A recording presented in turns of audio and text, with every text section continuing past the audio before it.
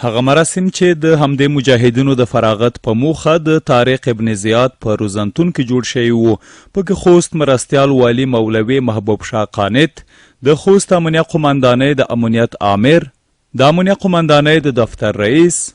د پکتیا ولایت د پولیسو اسلامي او سیمهیز مرکز مشر سمیع الله خالد او یو شمېر نورو اماراتي چارواکو برخه اخیستې وه. خوست مرستیال والی مولوي محبوب شاه قانت وویل چې په تیرو 2 میاشتو کې یاد سرتیري په روحاني، بدني او نظامي روزنه سمبال شوي دي. نوموړي غوښتنه وکړه چې په راتلونکي کې د ولسوالیو کې هم مجاهدینو ته ورته د روزنې او مسلکي زده کړې پروګرامونه په لار واچول شي.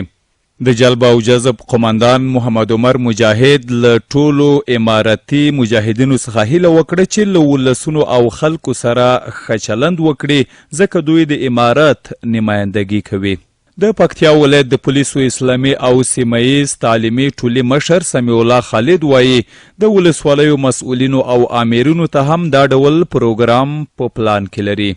د ویل هڅه به وکړو د روزنې په هره دوره کې د مجاهدینو شمیر 200 نفرو ته لوړ کړو او په پکتیکا خرنه کې به هم د ته ورته روزنیز مرکز پرانیزو. د محمد خان په نوم د یاد تعلیمي دورې یو تن استاد وایي د ځینو عملیاتو پر مهال له وسلو څخه د استفادې، د چیک پوینټونو او اختطافګرو د نیولو پر مهال د مشکوکو او اطلاع له مخې د کسانو گرفتاری، عادي تلاشي او خلکو سره سلوک، د ولسونو رضایت، د ولسي مظاهرو پر مهال د خلکو پر وړاندې د مجاهدینو اخلاقي او وظیفوي مسؤلیت او د استوګنځي او کورونو تلاشي هغه څه و چې په تیرو 2 میاشتو کې د اسلامي امارت مجاهدینو ته ورزده شول.